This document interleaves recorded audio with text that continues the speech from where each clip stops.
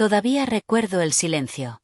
Ese silencio pesado, incómodo, que llenó la sala de juntas cuando el CEO dejó caer las palabras como si fueran una sentencia de muerte. Por el bien de esta empresa, y para proteger la integridad de nuestras operaciones, he tomado la difícil decisión de terminar el contrato de nuestra contralora, efectivo inmediatamente. Yo estaba ahí, sentada en mi silla, con mi café a medio terminar y una carpeta llena de documentos que había preparado toda la semana. Documentos que, irónicamente, eran la razón por la que estaba a punto de perder mi trabajo. Nadie me miraba. 17 personas en esa sala, y ninguna levantó la vista. El director de operaciones estudiaba sus manos como si acabara de descubrirlas. La jefa de recursos humanos revisaba algo inexistente en su teléfono. El silencio era tan denso que podía escuchar el zumbido de las luces LED del techo. El CEO continuó, con esa voz segura que había usado durante años para convencer a inversionistas y cerrar acuerdos. Hemos descubierto irregularidades graves en nuestros registros contables. Irregularidades que apuntan a un fraude sistemático por aproximadamente $500.000. $500.000. La cifra flotó en el aire. Algunas cabezas se movieron, finalmente. Ahora sí me miraban. Con sorpresa, con desconfianza, con esa mezcla de lástima y alivio de quien presencia el accidente de otro. Las evidencias señalan directamente a nuestra área de Contraloría, dijo, sin pronunciar mi nombre, pero todos sabían de quién hablaba. Hemos contactado a nuestros abogados. La investigación está en curso. Esperé a que dijera más. Esperé a que me diera la oportunidad de hablar, de defenderme, de explicar. Pero no lo hizo. Simplemente asintió hacia la directora de recursos humanos, quien se aclaró la garganta con ese sonido tan incómodo que hacen las personas cuando van a decir algo terrible.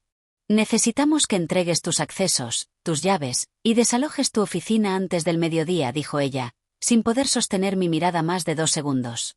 Seguridad te acompañará. Y así, después de 12 años en esa empresa, 6 de ellos como contralora, me convertí en la villana de mi propia historia. Me levanté. No temblaba, aunque debería haberlo hecho. Creo que mi cerebro todavía estaba procesando, intentando entender cómo había pasado de estar haciendo mi trabajo a ser acusada de robar $500.000. Caminé hacia la puerta con la cabeza en alto. 2 guardias de seguridad me esperaban afuera, como si fuera una criminal peligrosa. Uno de ellos era Roberto, que llevaba 3 años saludándome cada mañana con una sonrisa. Hoy no sonreía. Mientras vaciaba mi oficina bajo su vigilancia, como si fuera a robarme las grapadoras o algo así, revisaba mentalmente los últimos meses. Las irregularidades que había encontrado. Las transferencias sin documentación adecuada. Las facturas de proveedores que nunca había visto antes. Los montos que no cuadraban. Y sobre todo, recordaba la reunión privada que había solicitado con el CEO apenas una semana antes. Necesito revisar estas cuentas contigo, le había dicho, mostrándole mi análisis preliminar. Hay movimientos que no tienen el soporte necesario. Empresas que facturan pero que no puedo verificar. Necesitamos hacer una revisión más profunda. Me había mirado con esos ojos fríos, calculadores. Gracias por tu diligencia, me dijo. Déjame esos documentos. Yo me encargo. Y me había encargado, sí, de acusarme antes de que yo pudiera acusarlo a él. Mientras metía mis fotos familiares en una caja de cartón, mientras Roberto evitaba mi mirada y su compañero revisaba cada objeto que guardaba, entendí algo fundamental: esto no había sido un error. Había sido una jugada. Deliberada, calculada, fría. Y yo acababa de perder la primera ronda. Pero si hay algo que aprendes después de 12 años manejando números, después de detectar fraudes pequeños, después de cerrar brechas y asegurar sistemas, es esto: cada movimiento deja un rastro. Cada transacción cuenta una historia. Y las historias, eventualmente, salen a la luz. Salí del edificio a las 11:30 de la mañana de un martes. El sol estaba brillante, casi ofensivamente alegre para lo que acababa de pasar. Mi caja de pertenencias pesaba menos de lo que esperaba. 12 años caben en muy poco espacio cuando te obligan a empacar rápido. En mi coche, antes de arrancar, revisé mi teléfono. 32 mensajes. Compañeros preguntando qué había pasado, algunos ofreciendo apoyo, otros simplemente curiosos. Ignoré todos excepto uno. Era de mi esposo. ¿Estás bien? ¿Qué pasó? Le respondí, voy para casa. Tenemos que hablar. Y antes de que me dieran ganas de llorar o gritar o estrellar algo contra la pared, me permití un pensamiento muy claro, muy frío. Esto no se va a quedar así. Si esta historia te está enganchando, déjame un like y suscríbete al canal. Lo que viene después te va a sorprender, y créeme, vas a querer ver cómo termina esto. La gente piensa que ser contralora es sentarse a revisar números todo el día. Y sí, hay mucho de eso. Pero lo que nadie entiende es que esos números cuentan historias. Y cuando llevas años leyendo esas historias, empiezas a notar cuando algo no encaja. Llegué a esa empresa cuando tenía 29 años. Era mi tercer trabajo desde que me gradué en contaduría, y llegaba con esa mezcla de ambición e inseguridad que tienes cuando todavía estás probándote a ti misma. Empecé como analista financiera junior. Básicamente, era la persona que hacía el trabajo que nadie más quería hacer. Conciliaciones bancarias, revisión de gastos de viaje, verificación de facturas. Pero yo era buena. Muy buena. Encontraba errores que otros pasaban por alto. Detectaba patrones sospechosos. Tenía esa habilidad de ver los números no como cifras aisladas, sino como partes de un sistema más grande. 3 años después, me ascendieron a supervisora del área de contabilidad. A los 6 años, era la subdirectora de finanzas. Y a los 9 años, cuando el antiguo contralor se jubiló, me ofrecieron su puesto. Contralora. Suena elegante, ¿verdad? En la práctica, significaba ser la guardiana de la integridad financiera de la empresa. Yo era quien aseguraba que cada dólar que salía estuviera justificado, documentado, aprobado. Era quien revisaba los contratos con proveedores, quien autorizaba pagos importantes, quien preparaba los reportes para la junta directiva. Era, en esencia, la persona más peligrosa para alguien que quisiera robar. Déjenme darles un ejemplo de cómo funcionaba mi trabajo. Imaginen que un departamento solicita la compra de equipo de cómputo por $50.000. Suena sencillo, ¿no? Pero yo tenía que verificar, ¿existe esa requisición formal? ¿Está firmada por quien tiene autoridad? ¿El proveedor está en nuestro registro? ¿Hemos trabajado con ellos antes? ¿Los precios son razonables comparados con el mercado? ¿La factura tiene todos los datos fiscales correctos? ¿El departamento solicitante realmente recibió el equipo? Una compra. 20 puntos de verificación. Multipliquen eso por cientos de transacciones cada mes. Y aquí está lo que la gente no entiende. Ese trabajo invisible, ese trabajo de revisar y cuestionar y verificar, es lo que mantiene a una empresa funcionando honestamente. Cuando yo hacía bien mi trabajo, todo fluía sin problemas y nadie me notaba. Cuando encontraba algo sospechoso, me convertía en el obstáculo que todos querían eliminar. El CEO, Richard Morrison, había llegado a la empresa 2 años después que yo. Era carismático, ambicioso, el tipo de persona que entra a una sala y todos lo notan. Tenía esa habilidad de hacer que proyectos imposibles parecieran alcanzables. Los números de la empresa crecieron bajo su liderazgo. Las acciones subieron. Conseguimos contratos importantes. Y yo, en mi oficina en el 3er piso, revisaba las cuentas que hacían posible ese crecimiento. Al principio, todo parecía normal. Pero hace aproximadamente año y medio, empecé a notar cosas extrañas. Pequeñas, al inicio. Una factura de una empresa de consultoría que no recordaba haber aprobado. Un pago a un proveedor de servicios de mantenimiento que parecía alto para el trabajo descrito. Transferencias categorizadas como servicios profesionales sin el desglose detallado que normalmente exigíamos. Cuando llevas años en esto, desarrollas un sexto sentido. Es como cuando conoces tan bien a alguien que sabes cuando te está mintiendo, incluso si no puedes explicar exactamente cómo lo sabes. Los números me estaban mintiendo.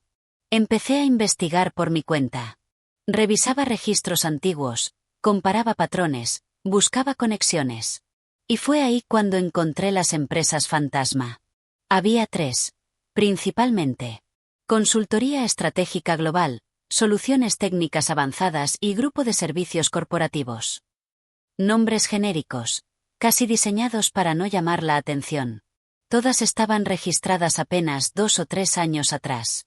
Todas facturaban montos importantes. Y todas tenían algo en común. No podía verificar que realmente existieran más allá del papel. Llamé a los números de contacto en las facturas. Líneas desconectadas. Busqué sus direcciones físicas. Oficinas virtuales, buzones de correo. Intenté encontrar sus páginas web. No existían, o eran tan básicas que claramente estaban hechas en una tarde por alguien que no se esforzó demasiado.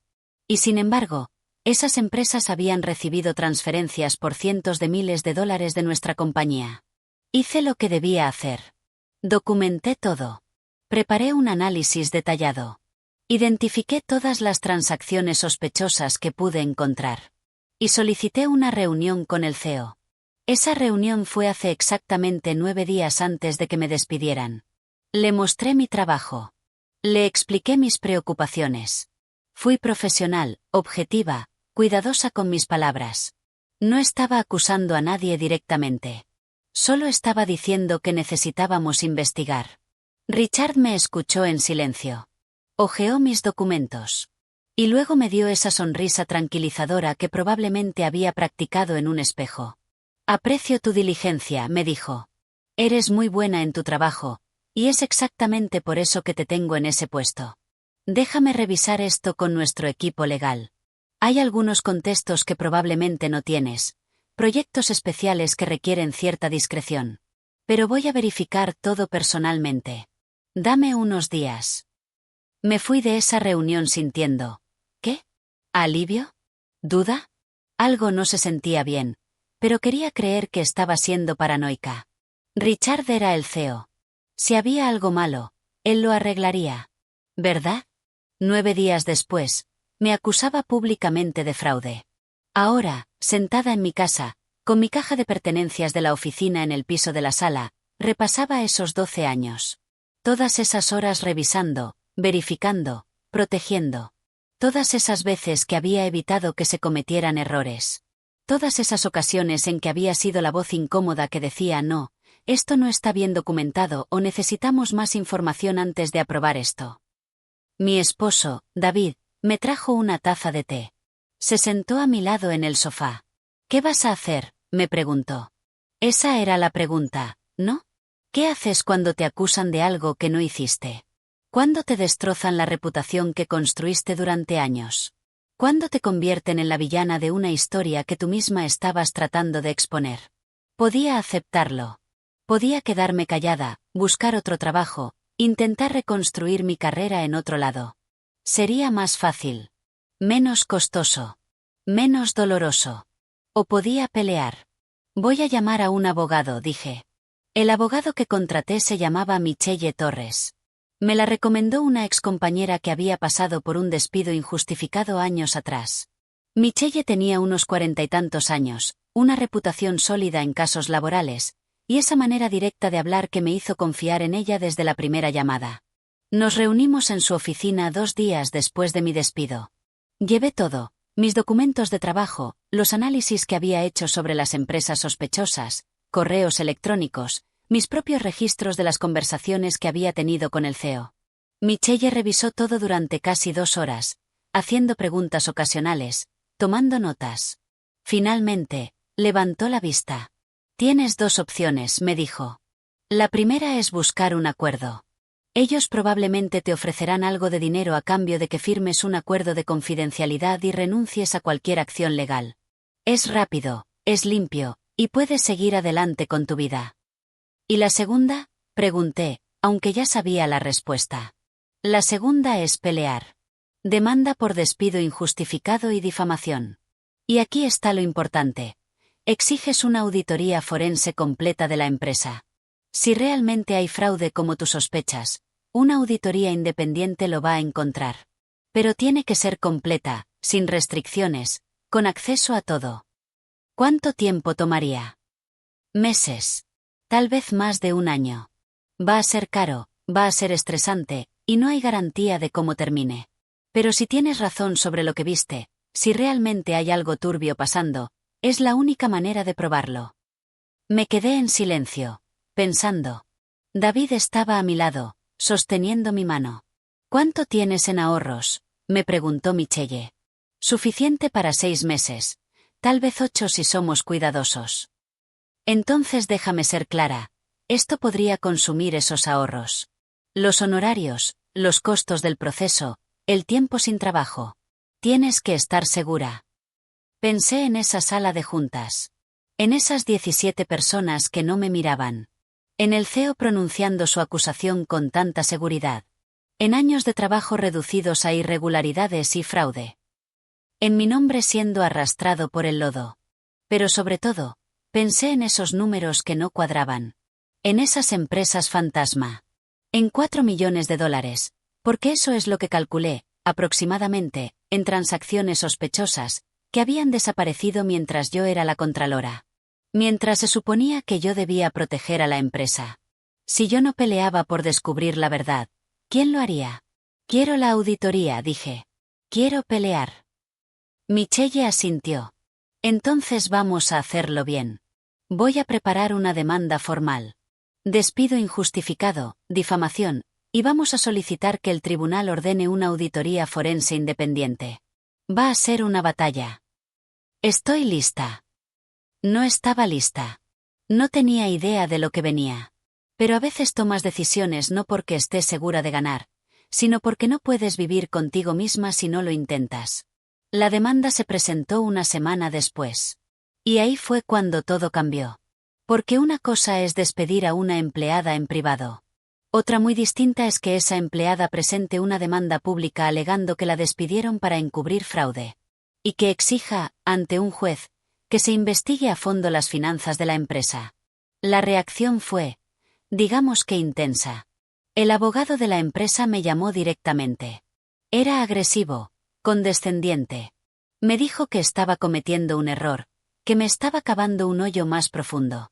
Que todavía podíamos llegar a un acuerdo si yo retiraba la demanda. Dígale a su cliente que no, fue mi respuesta. Michelle estaba orgullosa. Luego vino la contraofensiva en los medios. La empresa emitió un comunicado de prensa. Nos entristece que una ex empleada, enfrentando acusaciones serias, haya decidido emprender acciones legales sin fundamento en lugar de cooperar con nuestra investigación interna. Investigación interna. Como si fueran los buenos aquí. Pero Michelle había anticipado esto. Ella también emitió un comunicado. Profesional, mesurado, pero contundente. Nuestra cliente tiene una reputación impecable de 12 años. Las acusaciones en su contra carecen de evidencia. Estamos seguros de que una investigación independiente demostrará no solo su inocencia, sino también revelará las verdaderas irregularidades que ella identificó y que motivaron su despido arbitrario. El caso llamó algo de atención en medios especializados. No fue viral ni nada así, pero algunos periodistas de negocios empezaron a hacer preguntas. ¿Quién era esta contralora? ¿Qué había encontrado exactamente? ¿Por qué la empresa se resistía tanto a una auditoría externa? Y entonces, 3 semanas después de presentar la demanda, pasó algo que nadie esperaba. Un juez ordenó la auditoría forense. No fue fácil. La empresa peleó, presentó objeciones, argumentó que era innecesario, costoso, perjudicial para sus operaciones. Pero Michelle fue brillante en sus argumentos. Estableció que había suficiente evidencia preliminar de irregularidades. Que mi despido había sido sospechosamente conveniente. Que la única manera de llegar a la verdad era mediante una investigación independiente. El juez estuvo de acuerdo. Ordenó que se contratara una firma de auditoría forense de prestigio, sin conexión previa con la empresa. Les dio acceso completo a todos los registros financieros de los últimos 6 años. Todas las cuentas bancarias. Todos los contratos. Todas las transacciones. Cuando Michelle me llamó para darme la noticia, no pude evitar llorar. Lo logramos, dijo. Ahora viene la parte difícil, esperar. Tenía razón. La auditoría tomaría meses. Mientras tanto, yo seguía sin trabajo, viviendo de nuestros ahorros, viendo cómo se reducían cada semana. Enviaba currículums, pero mi nombre estaba manchado. Las búsquedas en Google mostraban los artículos sobre la demanda, las acusaciones del CEO, todo mezclado y confuso. Hubo noches oscuras. Noches en que me preguntaba si había cometido un error. Si debería haber aceptado el acuerdo, tomado el dinero, seguido adelante. Si esta batalla valía realmente la pena. David me sostuvo en esas noches. Hiciste lo correcto, me decía. La verdad va a salir. Yo quería creerle. Y entonces, 4 meses después de que comenzara la auditoría, Michelle me llamó con una urgencia en la voz que no había escuchado antes. Necesitas venir a mi oficina. Ahora. Los auditores encontraron algo. Lo que los auditores forenses encontraron no fueron solo irregularidades. Fue un fraude sistemático, elaborado, que había estado operando durante 6 años. $4.200.000. Esa era la cifra real. Más de 8 veces lo que el CEO me había acusado de robar. Me senté en la oficina de Michelle mientras ella me explicaba el informe preliminar. Las manos me temblaban sosteniendo las páginas. El esquema era sofisticado pero, una vez que lo veías completo, casi obvio. El CEO había creado una red de 5 empresas fantasma, todas registradas en diferentes estados, algunas bajo nombres de familiares, otras bajo prestanombres. Estas empresas proveían servicios a nuestra compañía: consultoría estratégica, servicios técnicos, asesoría legal especializada, investigación de mercado. Servicios que nunca se realizaron. Las facturas eran creadas con suficiente detalle para parecer legítimas. Los montos variaban para no llamar la atención, a veces 20.000, a veces 50, ocasionalmente 100.000. Nunca lo suficientemente grande para ser obvio, nunca tan pequeño como para ser insignificante. Y aquí está la parte que me dolió. Richard había sido cuidadoso durante años. Las primeras transacciones sospechosas databan de hace 6 años, justo después de que yo fuera nombrada contralora. Había estado robando bajo mi vigilancia todo este tiempo. Pero había cometido un error. Había acelerado. En los últimos 18 meses, las transacciones se habían vuelto más frecuentes, más grandes. Tal vez se volvió codicioso. Tal vez se volvió descuidado. O tal vez simplemente pensó que era intocable. Y fue ese aumento lo que yo había detectado. Los auditores encontraron todo. Rastrearon las transferencias bancarias hasta cuentas personales. Encontraron correos electrónicos donde Richard coordinaba las facturas falsas. Descubrieron que había usado parte del dinero para comprar una casa de playa a nombre de su hermano, para invertir en negocios personales, para financiar un estilo de vida que su salario no justificaba. Esto va más allá de un caso civil, me dijo Michelle. Esto es fraude corporativo criminal. Los fiscales federales van a querer estar involucrados. Y así fue. Una semana después de que los auditores presentaran su informe preliminar al tribunal, la fiscalía abrió una investigación criminal. Citaron a Richard a declarar. Ejecutaron órdenes de registro en su casa y oficina. Congelaron sus cuentas bancarias. Yo observaba todo desde la distancia, como viendo una película en cámara lenta. La empresa entró en crisis. El consejo directivo convocó reuniones de emergencia. 3 miembros de la junta renunciaron. Las acciones cayeron. Los clientes empezaron a hacer preguntas. Y Richard, el CEO carismático que siempre tenía una respuesta para todo, se quedó sin palabras que lo salvaran. Intentó negar todo al principio. Errores contables, los llamó. Malentendidos en la documentación. Intentó culpar a otros, a su equipo financiero, a proveedores, a cualquiera menos a sí mismo. Pero los números no mienten. Y los auditores forenses son muy buenos en su trabajo. La evidencia era abrumadora. Documentos firmados por él. Transferencias autorizadas por él. Correos electrónicos enviados desde su cuenta. Una red completa de empresas que llevaban de vuelta a él o a personas conectadas directamente con él. 6 meses después de que yo presentara mi demanda, Richard Morrison fue arrestado. Lo vi en las noticias. Saliendo de su casa esposado, con esa expresión de shock que tienen las personas que nunca pensaron que esto les pasaría a ellas. Los reporteros gritaban preguntas. Las cámaras lo seguían. Su abogado intentaba cubrirlo, moviéndolo rápidamente hacia el auto de la policía. Me senté en mi sofá viendo esas imágenes una y otra vez. Y sentí, ¿qué? ¿Satisfacción? ¿Victoria? No exactamente. Sentí tristeza. Tristeza por la empresa que había ayudado a construir. Tristeza por los compañeros que seguían trabajando ahí, ahora enfrentando incertidumbre. Tristeza por todos los años que esto había pasado sin ser detectado. Pero también sentí validación. Porque había tenido razón. Había visto algo que otros no vieron. Y en lugar de quedarme callada, había peleado. El juicio fue largo. Los fiscales presentaron el caso metódicamente. Cada transacción fraudulenta. Cada empresa fantasma. Cada mentira documentada. La defensa de Richard intentó crear duda razonable. Pero ¿cómo defiendes lo indefendible cuando tienes 4 millones de razones en tu contra?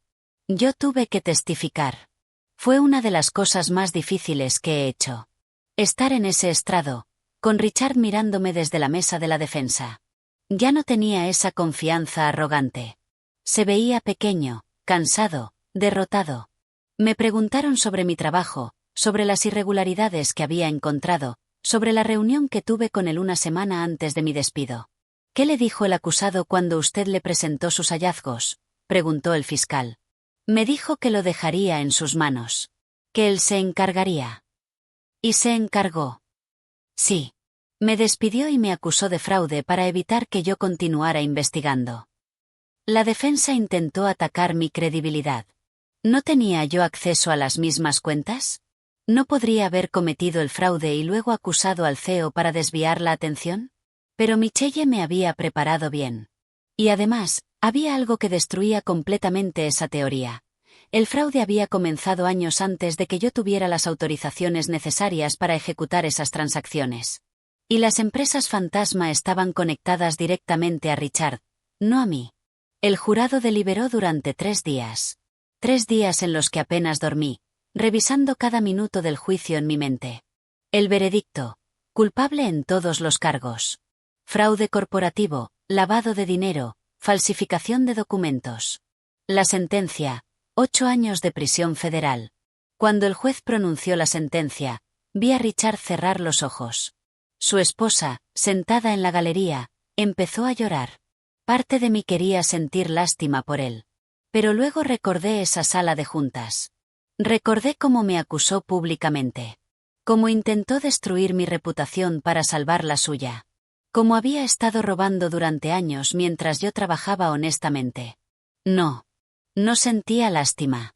La empresa, ahora bajo nueva administración, alcanzó un acuerdo conmigo. Me ofrecieron una compensación por despido injustificado y daños. $1.700.000. Era menos de lo que Richard había robado, pero era justo. Era reconocimiento. Era validación. Y más importante aún, era libertad. Libertad para seguir adelante sin la carga de la deuda legal, sin la preocupación financiera constante que había dominado los últimos meses. Pero el dinero, por importante que fuera, no era lo más valioso que había ganado. Si has llegado hasta aquí, ya sabes que esta historia es real, y que a veces la justicia sí existe. Dale like si crees que hice lo correcto, y déjame en los comentarios, ¿habrías peleado tú también o habrías aceptado el acuerdo? Suscríbete porque aún falta lo mejor. Como esta experiencia cambió completamente mi vida. Han pasado 2 años desde el día que me despidieron. Hoy, soy socia en una firma especializada en auditoría forense y prevención de fraude corporativo. Es irónico, ¿no? La experiencia que me destruyó terminó siendo la que definió mi nueva carrera. Déjenme contarles cómo llegué aquí. Después del veredicto, después del acuerdo, tuve que decidir qué hacer con mi vida. Tenía 43 años, una reputación que ahora era conocida por razones muy específicas, y un conjunto de habilidades muy particular. Podría haber vuelto a buscar un trabajo como contralora en otra empresa. Mi nombre había sido limpiado públicamente. El caso había dejado claro que yo era la víctima, no la perpetradora. Algunas empresas me contactaron, interesadas en mi experiencia. Pero algo había cambiado en mí. Ya no quería simplemente revisar números en silencio. Había descubierto que tenía una habilidad que era más valiosa de lo que pensaba. Podía detectar fraude. Y más importante, tenía el coraje de enfrentarlo. 3 meses después del juicio, recibí una llamada. Era de Gerald Hoffman, socio fundador de Hoffman y Associates, una firma boutique especializada en auditoría forense. Había seguido mi caso de cerca. Necesito personas como tú, me dijo durante nuestra primera reunión. Personas que entiendan cómo funcionan los números, pero también cómo funciona la gente. Que sepan dónde buscar. Que no tengan miedo de hacer las preguntas incómodas. Me ofreció un puesto como consultora senior. El salario era bueno, pero no era realmente sobre el dinero. Era sobre hacer algo que importaba. Acepté. Los primeros meses fueron de aprendizaje intenso. Auditoría forense es diferente a contabilidad regular. No solo buscas errores, buscas engaños intencionales. Aprendes a pensar como un defraudador para poder atrapar a uno. Estudias patrones de comportamiento, métodos de ocultamiento, señales de alerta. Mi primer caso independiente fue para una empresa de manufactura mediana. El dueño sospechaba que su gerente de operaciones estaba inflando costos y quedándose con la diferencia. Me dio acceso completo a los registros de los últimos 3 años. Tardé 2 semanas en encontrar el patrón. El gerente había creado un proveedor falso de materias primas. No era sofisticado como lo que Richard había hecho, pero era efectivo. Pequeños sobrecostos en cada orden, acumulándose a lo largo del tiempo. En 3 años, había desviado casi $200.000. Cuando presenté mi informe, el dueño me miró con una mezcla de gratitud y tristeza. Era mi amigo, me dijo. Lo conocía desde hace 15 años. Lo sé, respondí. Y lo siento. Pero esto tenía que salir a la luz. Ese es el aspecto emocional de este trabajo que la gente no ve. Cada fraude que descubres representa una traición. Alguien en quien confiaban los defraudó. Y cuando tú expones eso, aunque estés haciendo lo correcto, desatas dolor. Pero también evitas que continúe. Y eso importa. A lo largo de 2 años, trabajé en 16 casos. Algunos grandes, algunos pequeños. Algunos terminaron en cárcel para los perpetradores, otros en acuerdos privados. Cada uno me enseñó algo nuevo. Aprendí que el fraude rara vez es sobre necesidad. La mayoría de las veces es sobre oportunidad y racionalización. Gente que se dice a sí misma solo esta vez o me lo merezco o la empresa no lo va a notar. Aprendí que las señales de alerta son sorprendentemente consistentes. Proveedores que aparecen de la nada, documentación inadecuada, procesos que evitan controles normales, personas que nunca toman vacaciones porque no quieren que alguien más vea su trabajo. Y aprendí que la prevención es más valiosa que la detección. Si puedes diseñar sistemas que hagan el fraude difícil, que requieran múltiples autorizaciones, que generen rastros claros, puedes evitar que suceda en primer lugar. Hace 6 meses, Gerald me ofreció convertirme en socia. Fue uno de los momentos más orgullosos de mi vida profesional. No solo por el título o la participación en las ganancias, sino por lo que representaba: confianza, respeto, reconocimiento. Ahora entreno a auditores junior. Les enseño no solo las técnicas, sino también la mentalidad. Les digo que su trabajo no es solo encontrar números incorrectos. Es proteger la integridad. Es defender la verdad, incluso cuando es incómodo. Les cuento mi historia. No para alardear, sino para que entiendan lo que está en juego. Les digo que habrá momentos en que encontrarán algo que no quieren encontrar. Que presionarán y les dirán que se callen. Que tendrán que decidir entre lo fácil y lo correcto. Y les digo que elijan lo correcto, siempre. Mi relación con mi experiencia pasada es complicada. Hay días en que todavía siento ira por cómo me trataron. Hay momentos en que pienso en todos esos años trabajando honestamente mientras Richard robaba, y me duele. Pero la mayoría de los días, siento algo diferente. Propósito. Porque esa experiencia, por horrible que fuera, me puso en un camino que nunca habría encontrado de otra manera. Me mostró de qué estoy hecha. Me enseñó que puedo enfrentar cosas terribles y salir del otro lado. Y me dio una misión: ayudar a otros a descubrir la verdad y protegerse contra este tipo de abuso. ¿Qué pasó con la empresa? Sobrevivió. Apenas. Perdieron clientes, enfrentaron auditorías regulatorias, tuvieron que reconstruir su reputación. Muchas de las personas con las que trabajé ya no están ahí. Algunos fueron despedidos en recortes necesarios. Otros simplemente se fueron, buscando un comienzo fresco. Mantuve contacto con algunos. María, que había sido mi asistente, ahora es supervisora del departamento de contabilidad.